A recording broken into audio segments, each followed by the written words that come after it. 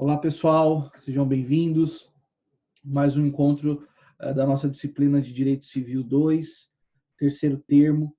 Dando sequência, então, no nosso conteúdo. Na última aula, nós falávamos sobre defeitos do negócio jurídico. Já estudamos erro e dolo. Pois bem, hoje, então, nós estudaremos coação, estado de perigo e lesão, tá bem? Lembrando que esses são vícios da vontade. A fraude contra credores, que é o vício social, falaremos num próximo vídeo, num próximo encontro. Pois bem, coação.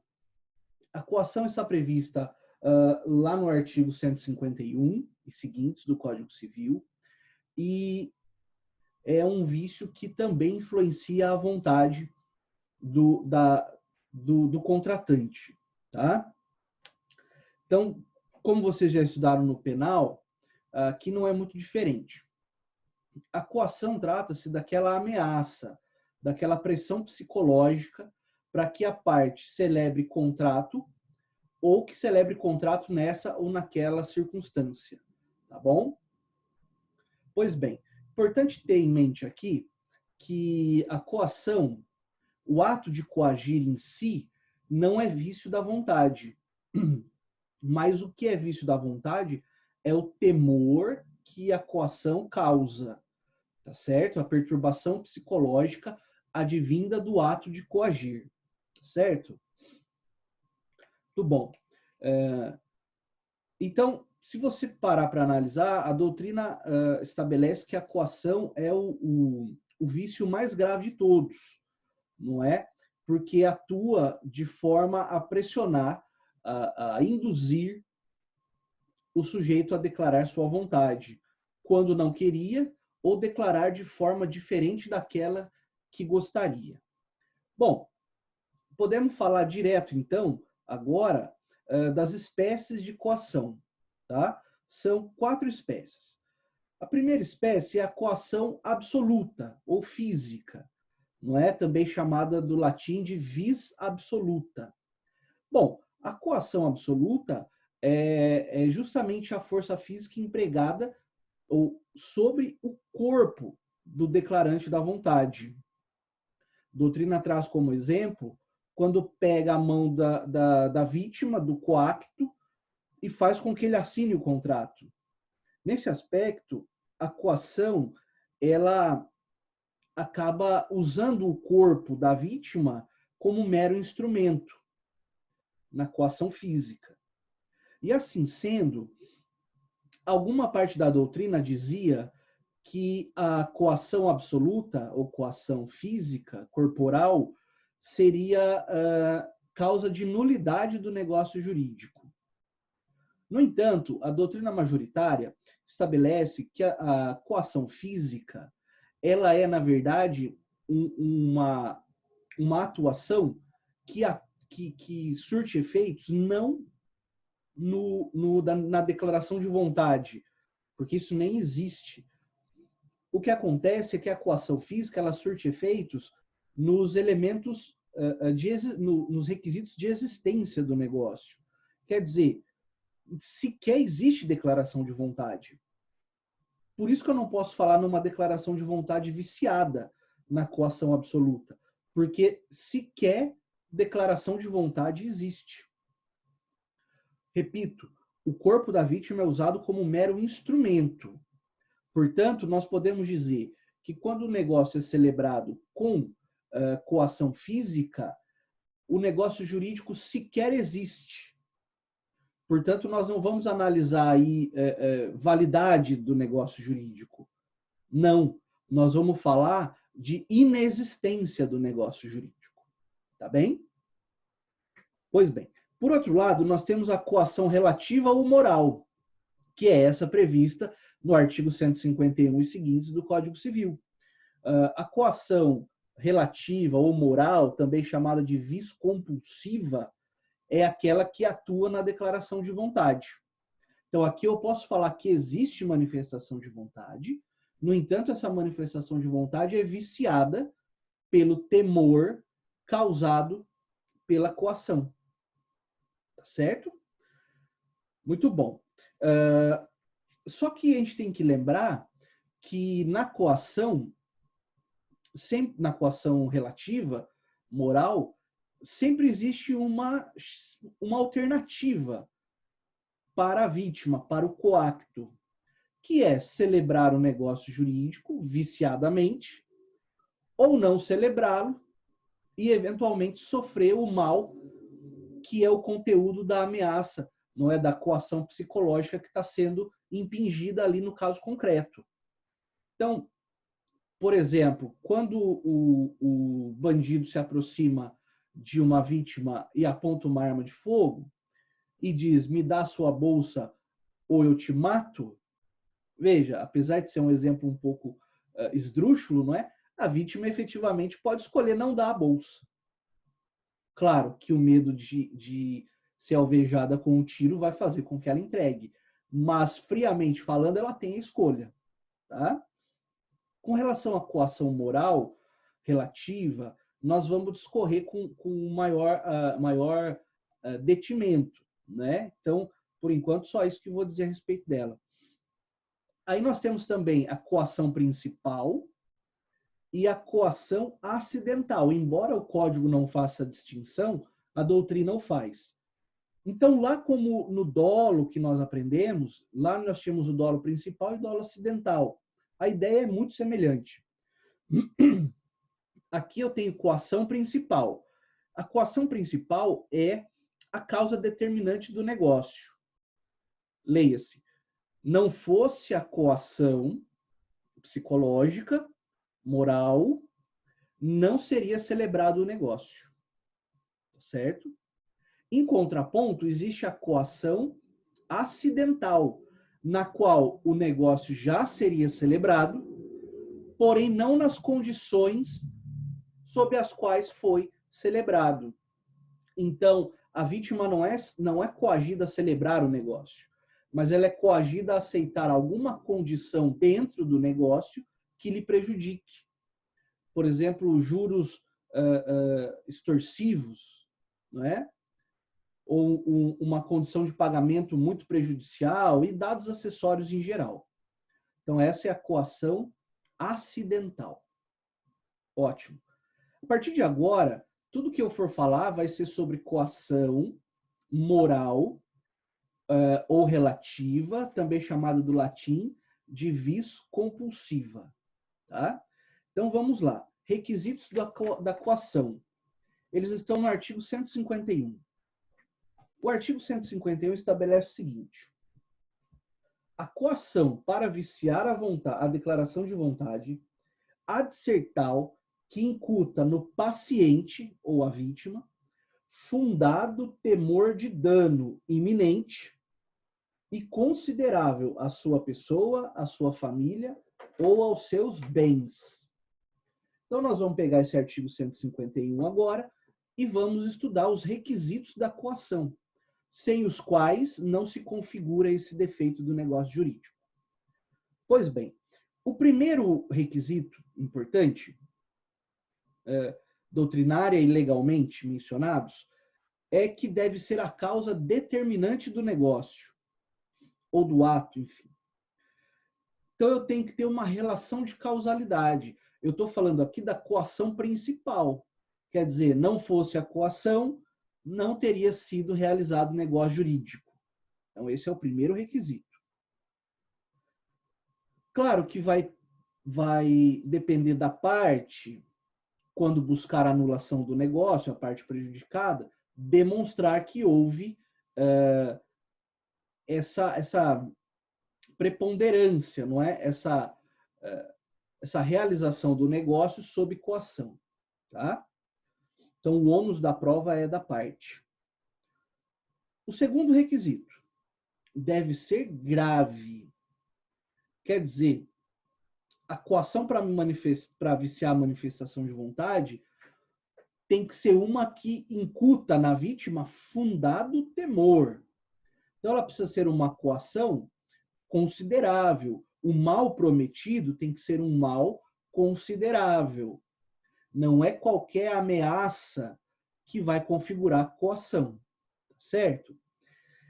Para eu saber se esse temor causado na vítima é um temor de alguma razoabilidade, considerável, apto, não é, a fazer com que alguém celebre o negócio ameaçado,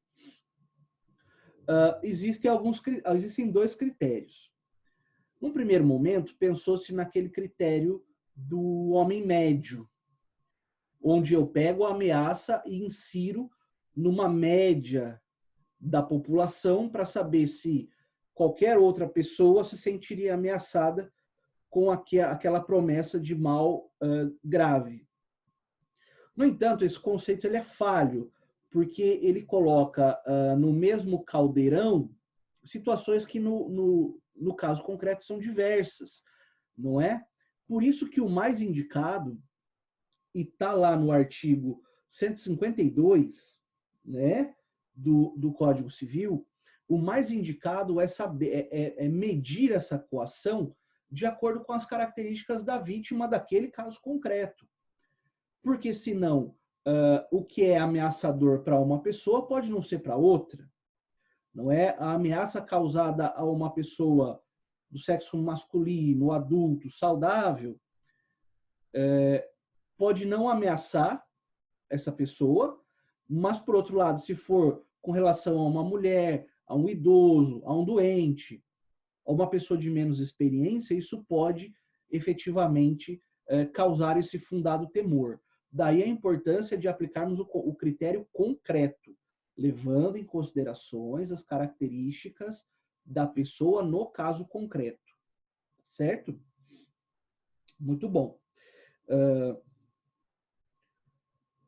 E daí no artigo 153, nós podemos pegar o gancho e entender que o temor reverencial, simples temor reverencial, não caracteriza coação.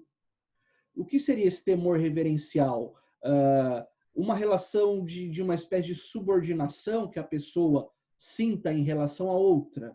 Por exemplo, dos filhos em relação aos pais, do empregado em relação ao patrão.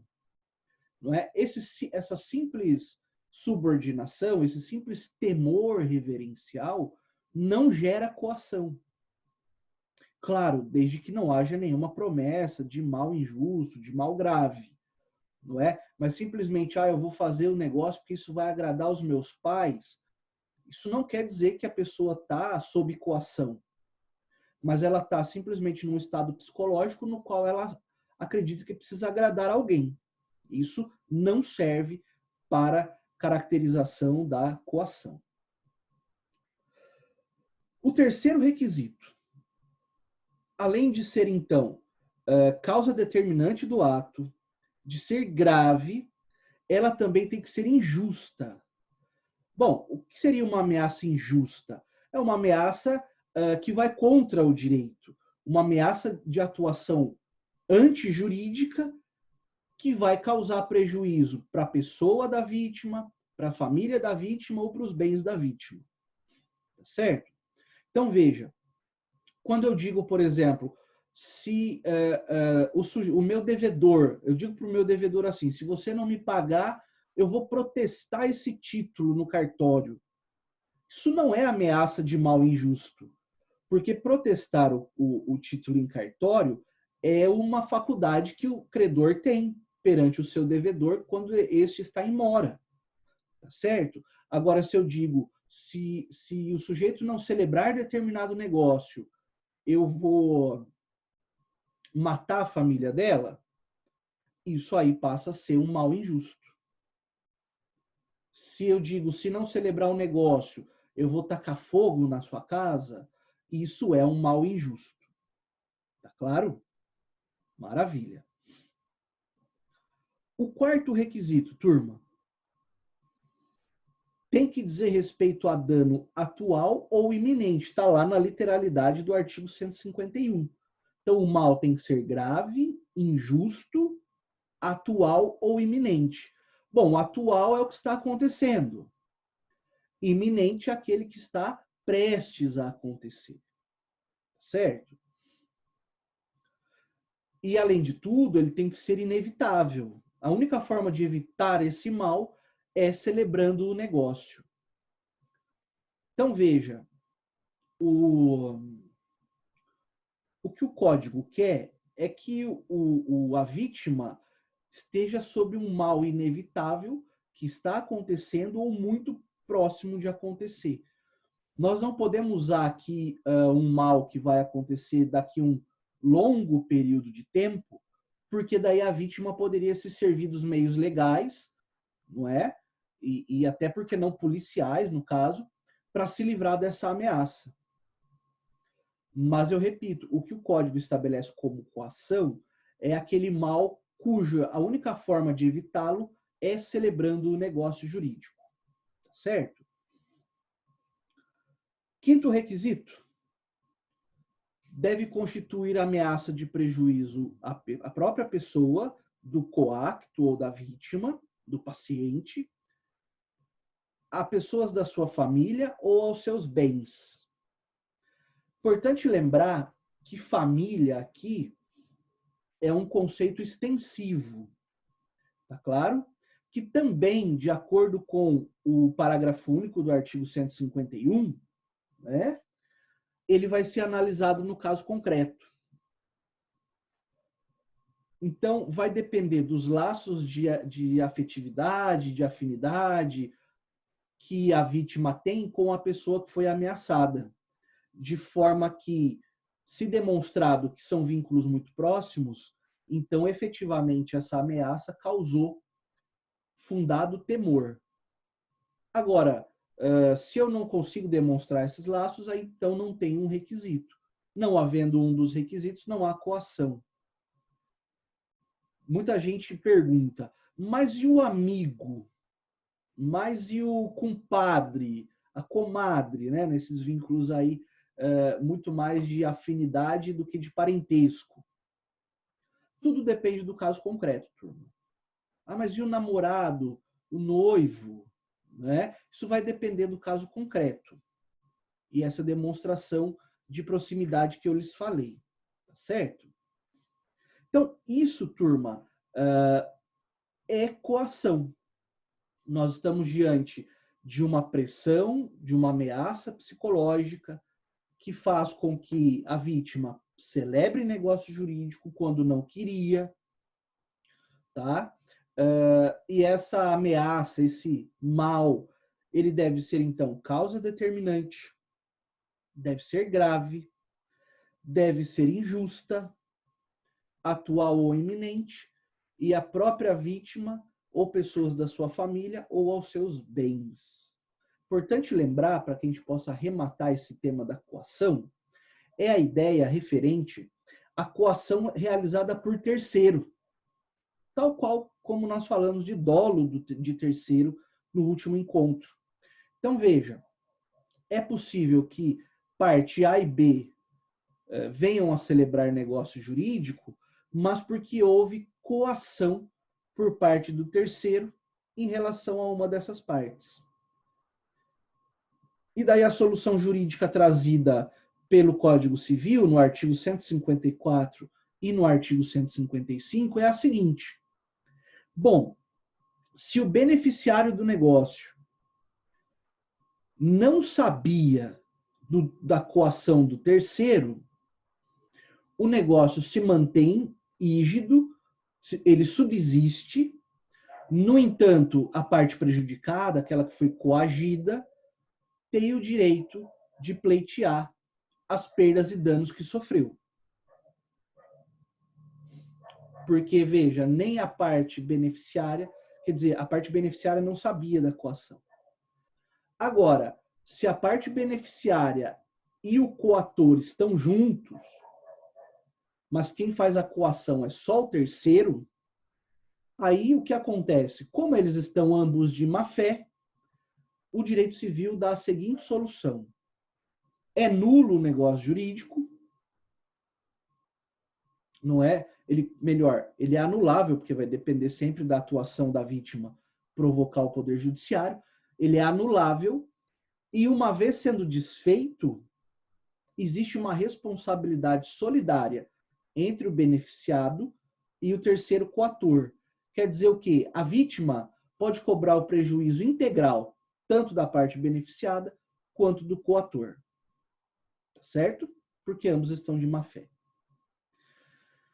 Outro dado importante, artigo 178 do Código Civil. O artigo 178 estabelece o prazo para que a parte interessada busque judicialmente a anulação do negócio jurídico. Primeiro dado, é um prazo decadencial. Não fiquem preocupados que nós vamos ter aula de prescrição e decadência. Mas é um prazo, então, decadencial de 4 anos. No caso da coação, de acordo com o artigo 178, inciso 2,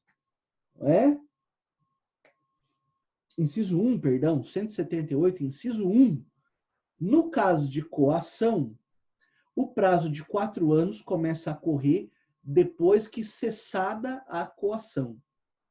Então, não é da celebração do negócio jurídico, não. É da cessação da coação. Passa, então, a contar o prazo decadencial de 4 anos. Tá bem? Muito bom.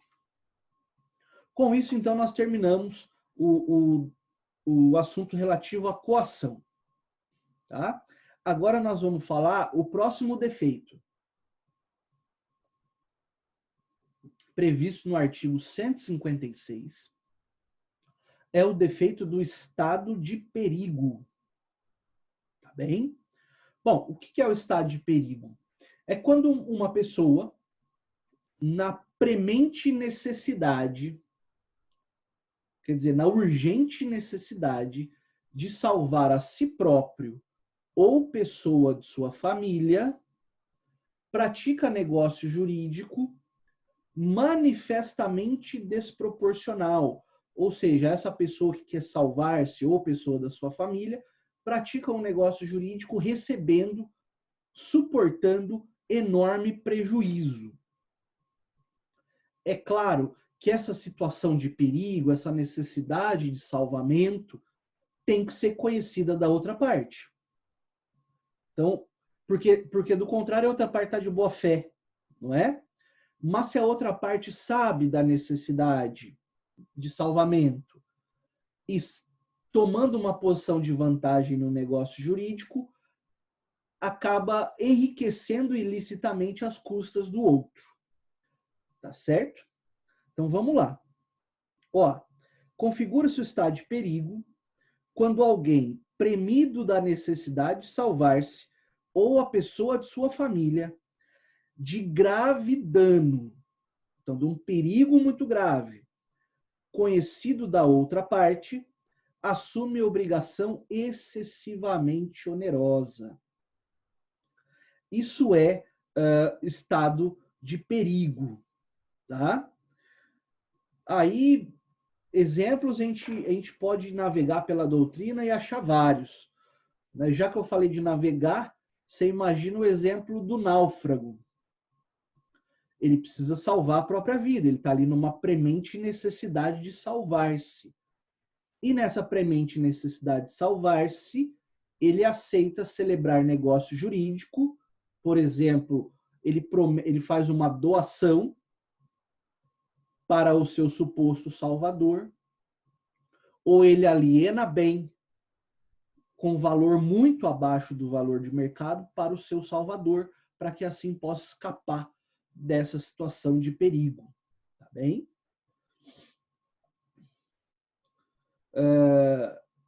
Doente que está ali já em estado terminal ou está num caso muito grave e aceita então pagar ao médico valores muito acima dos praticados no mercado. Tá?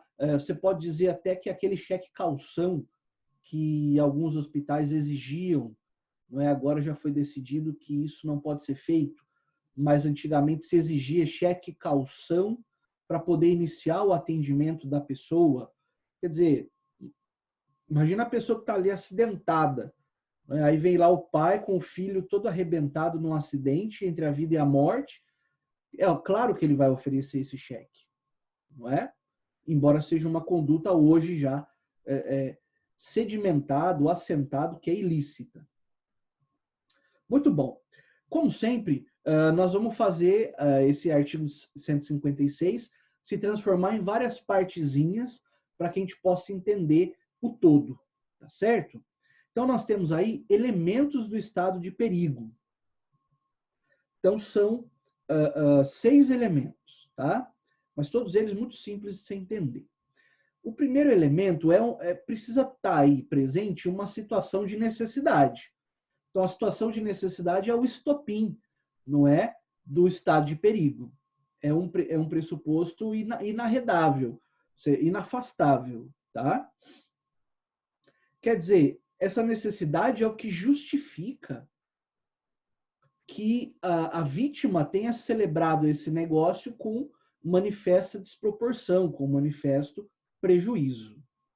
Então, eu preciso ter essa situação.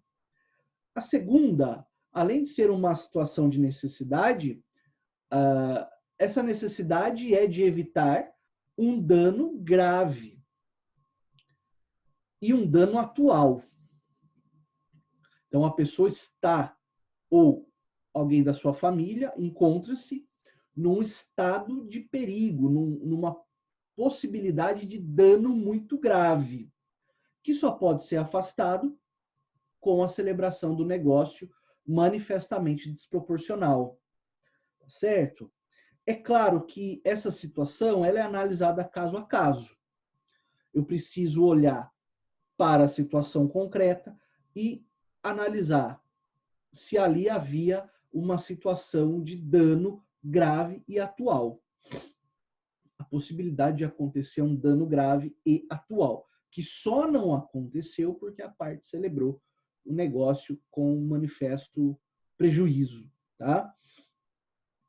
Então, o Carlos Roberto traz, por exemplo, um nadador profissional que está num mar revolto e a mãe dele está lá na praia olhando e está com medo dele se afogar, mas ele é um nadador profissional, dificilmente isso vai acontecer.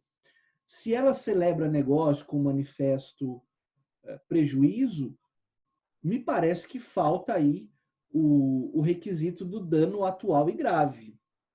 Agora, a mãe de uma criança de 8 anos que está ali no mar revolto, prestes a se afogar, e celebra negócio manifestamente desproporcional para salvar o filhinho, aí me parece presente a situação de dano atual e grave. Claro? Esse exemplo é só para ilustrar que eu não posso, de antemão, dizer o que é situação de perigo e o que não é. Eu preciso analisar o caso concretamente. Terceiro requisito, então nós temos já situação de necessidade, iminência de dano atual e grave, e o terceiro requisito é um nexo de causalidade entre esse dano iminente e grave e a celebração do negócio jurídico. Tá bem? Posso dar um outro exemplo? O pai precisa arcar com o preço de uma cirurgia de vida ou morte para o seu filho. E ele passa a se desfazer dos seus bens para levantar dinheiro para salvar a sua criança. E o vizinho, por exemplo, sabe de todo esse drama familiar e ainda assim, com dolo de aproveitamento, com vontade de ganhar vantagem, adquire bens do vizinho que está numa situação de premente necessidade, adquire bens por valor muito abaixo do mercado, sabendo do desespero, da necessidade do seu vizinho que precisa salvar o filho. Então tem que ter um nexo de causalidade aí. Qual que é o nexo nesse exemplo? O que liga uma coisa à outra? Ora, salvar o filho, pagar a cirurgia, para isso precisa levantar dinheiro vendendo os bens, ainda que por um valor abaixo do mercado. Tá certo? Importante que nesse requisito do nexo, a situação de perigo não necessariamente precisa ser uma situação real. Ela pode ser uma situação putativa, imaginária. A vítima, aquele que está se desfazendo dos bens, ele imagina haver uma situação de perigo. Só que essa imaginação, esse engano, tem que ser conhecido da outra parte. tá? Porque senão eu não posso aferir a má-fé da outra parte, não é? Tá certo? Muito bom. Então, nós temos esses 3 primeiros requisitos. Agora falaremos do quarto requisito, que esse dano vai incidir sobre a própria pessoa do declarante da vontade ou sobre membro da sua família. E aqui nós retomamos o raciocínio da coação, que é o 156, parágrafo único. É preciso avaliar, no caso concreto, até onde nós podemos estender esse conceito de família, tá certo?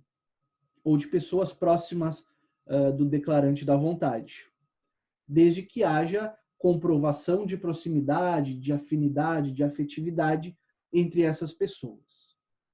Claro, é óbvio, eu não falei na coação, mas digo aqui, e o raciocínio se aplica para os 2 institutos, a figura do companheiro ou da companheira, daquele que vive em união estável, é equiparado a cônjuge, sem problema algum.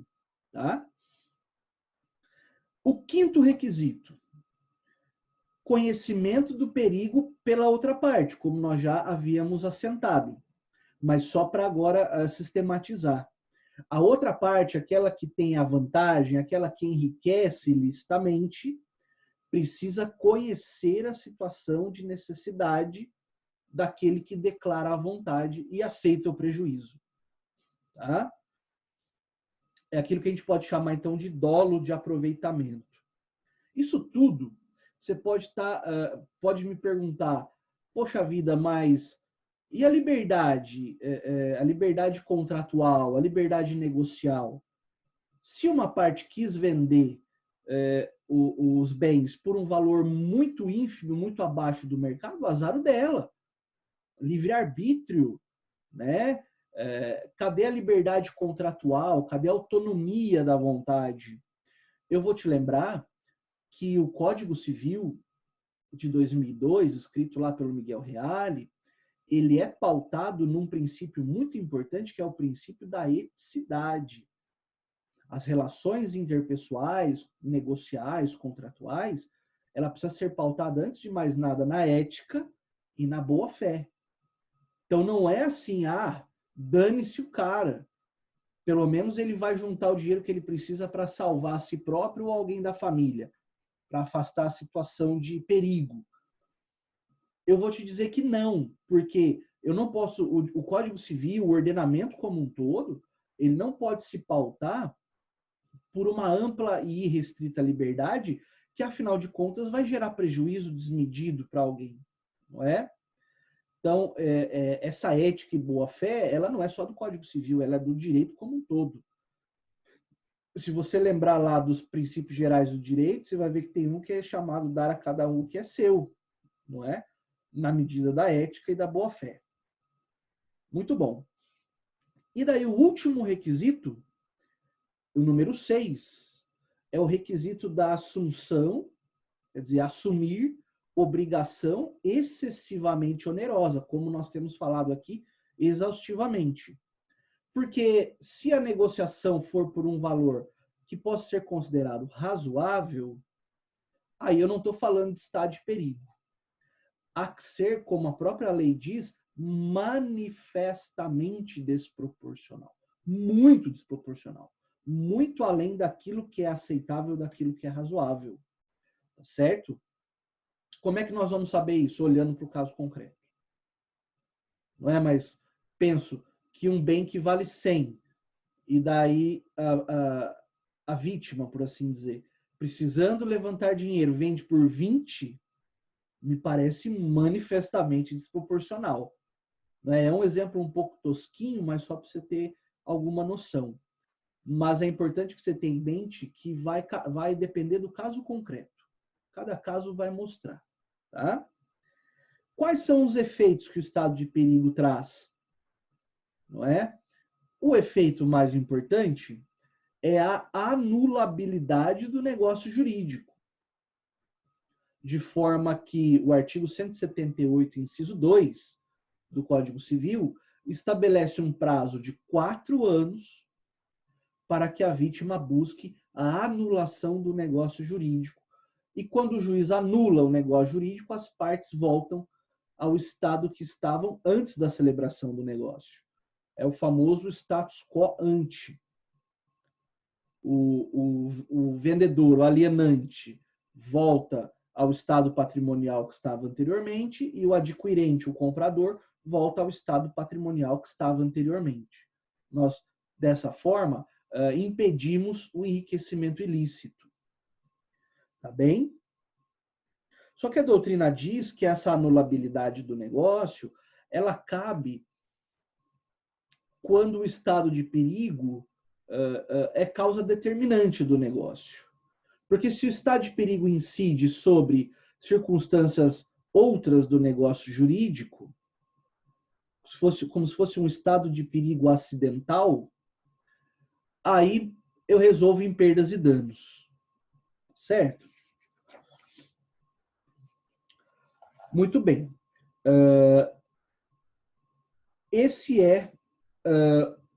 Esses foram, a coação e o estado de perigo. Agora, nós falaremos sobre mais um defeito. Então, eu havia prometido coação, estado de perigo e lesão. Pois bem, agora estudaremos a lesão prevista no artigo 157. Você vai perceber que a lesão, ela acaba, em certa medida, sendo um pouco parecida com o estado de perigo, não é?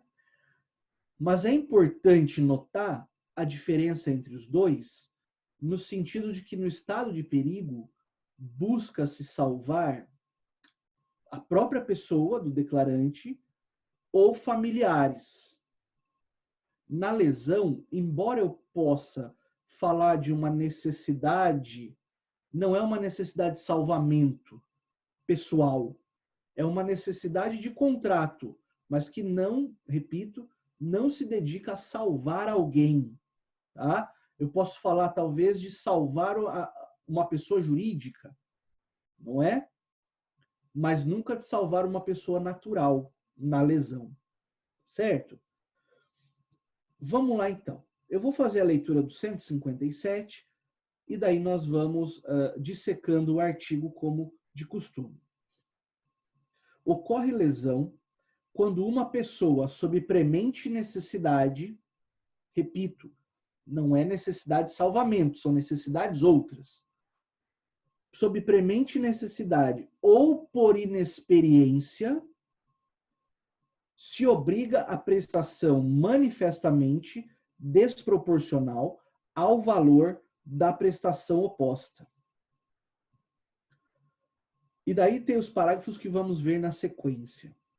Então, veja, na lesão, eu tenho também manifesta desproporção entre as prestações, mas essa manifesta desproporção advém da pouca experiência de um dos contratantes ou de uma necessidade, exceto as necessidades de salvamento, que essas são típicas do estado de perigo. Bem? Então, você pode conceituar a lesão da seguinte maneira: é o prejuízo resultante da enorme desproporção existente entre as prestações de um contrato no momento da sua celebração, determinada pela premente necessidade ou inexperiência de uma das partes. Quer dizer, aqui, o que o legislador buscou com esse instituto é reprimir a exploração de uma parte em relação à outra, seja por conta de necessidade, seja por conta de pouca experiência. E aí o estudo da lesão, ele pode ser feito com base em dois elementos, basicamente. Um elemento objetivo e um elemento subjetivo. Tá bem? O elemento objetivo é a manifesta desproporção entre as prestações, que gera um lucro exagerado para uma das partes. E, claro, prejuízo exagerado para a outra.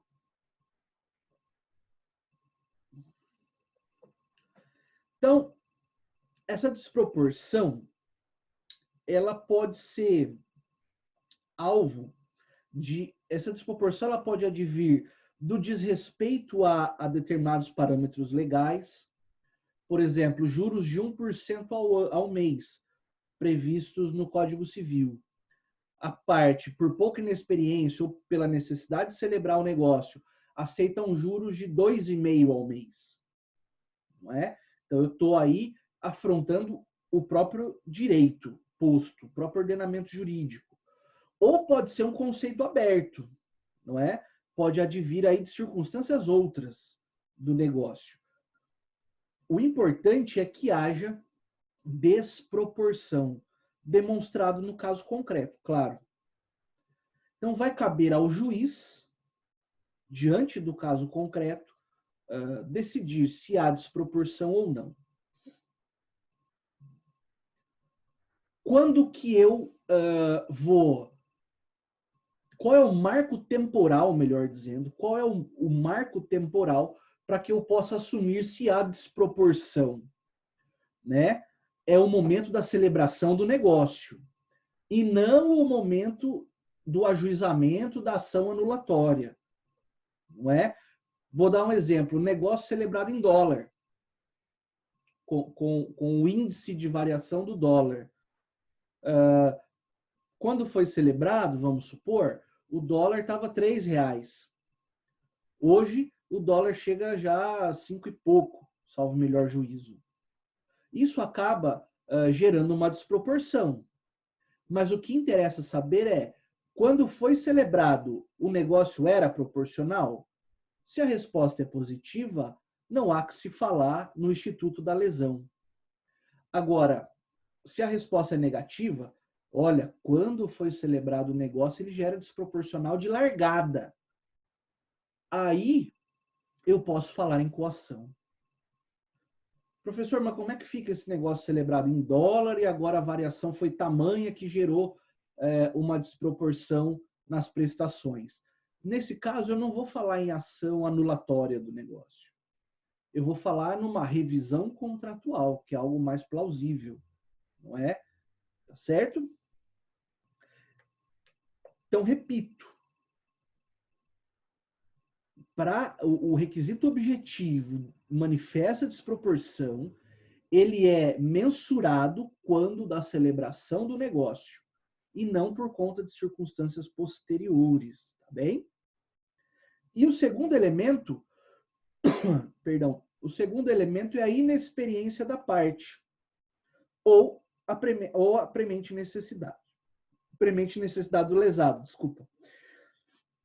Ó, quando eu falo de inexperiência ou premente necessidade, eu estou falando aqui de uma desigualdade das partes no negócio, não é? De uma disparidade entre uma parte e outra. E a parte que não está em necessidade e que é experiente se aproveita da outra, tá bem? Então, a necessidade do contratante, a inexperiência também, vamos falar da inexperiência primeiro. Claro que tem que ser aferida no caso concreto, né? Com aquele critério concreto do qual lhes falei quando estudamos a coação. Eu preciso pegar a pessoa do prejudicado e analisar concretamente se ele é experiente ou não para celebrar aquele tipo de negócio. E aqui nós não estamos falando de analfabetismo, ou pouco estudo, ou muito estudo, nada disso. É aquele negócio específico. A pessoa pode ser doutora em direito, não é? Mas quando ela vai celebrar um contrato, por exemplo, de conserto do seu carro, não entende absolutamente nada de mecânica. E assim sendo, por inexperiência, acaba celebrando um contrato que lhe cause prejuízo, certo? Então, esse tipo de inexperiência é preciso ser analisado concretamente, caso a caso. A necessidade, por outro lado, que o dispositivo fala premente necessidade, urgente necessidade, está relacionada à inevitabilidade do contrato. é impossível evitar celebrar o contrato. Tá? Isso independe também de capacidade financeira do lesado. Tá? Então, é importante que nós tenhamos em mente que a lesão difere muito do estado de perigo, e nas questões de provas, de concursos, geralmente o examinador tenta nos induzir a erro, colocando lá um problema no qual também tem necessidade, e daí ele quer saber se você está afiado e consegue diferenciar a lesão do estado de perigo. Uma dica que eu posso dar para você é que sempre que os problemas tiverem como resposta estado de perigo, você vai encontrar lá necessidade de salvamento e que a circunstância é conhecida da outra parte. Na lesão, não necessariamente eu exijo, ou melhor, o código exige, que a outra parte saiba da necessidade ou da inexperiência. O que o código se contenta é que haja manifesta desproporção porque uma das partes era inexperiente ou porque tinha necessidade de celebrar. Não necessariamente exige que o outro saiba desses dados. Tá certo? Maravilha. Aí nós vamos para os efeitos da lesão, já encaminhando para o final dessa aula. Os efeitos da lesão. Bom, primeiro efeito. A lesão é um vício da vontade, é um vício do consentimento. Assim sendo, como vício do consentimento que é, dá a possibilidade de o prejudicado buscar a anulação do negócio. Qual que é o prazo? Artigo 178, inciso 2. 4 anos, só que agora, a partir contados da celebração do negócio, tal qual está de perigo. Contado a partir da celebração do negócio. Agora, nós temos aí algumas nuances dentro dos efeitos que estão no parágrafo 2º do artigo 157, que diz o seguinte: não se decretará a anulação do negócio se for oferecido suplemento suficiente ou se a parte favorecida concordar com a redução do proveito.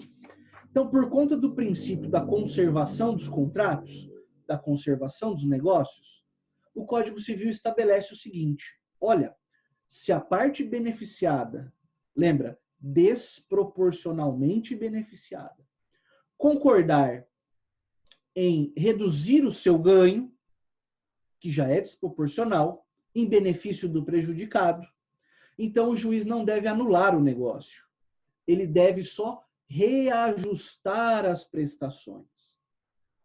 Agora, se a outra parte não quiser oferecer esse complemento ou diminuir a sua vantagem, aí então não sobra outra alternativa senão anular o negócio e devolver as partes ao estado que estavam antes, ao status quo ante. Tá certo? Então, repito. Efeitos. O primeiro, tornar anulável o negócio. Artigo 178, inciso 2. É um defeito do consentimento. Segundo efeito, possibilidade de, em vez de anular o negócio, que sejam reajustadas as prestações, desde que a parte que se beneficiou de forma anormal concorde em reduzir o seu proveito ou oferecer suplemento às prestações da outra parte. Turma, era isso que eu queria conversar com vocês nessa aula de hoje. Falamos então sobre coação, estado de perigo e lesão. No próximo vídeo, nós estudaremos a fraude contra credores. Acho importante que dediquemos um vídeo especial para ela, que é um tema um pouco mais complexo dentro do universo dos defeitos do negócio jurídico. Espero que tenham gostado e nós nos encontramos no próximo vídeo. Tá bom? Muito obrigado e até a próxima.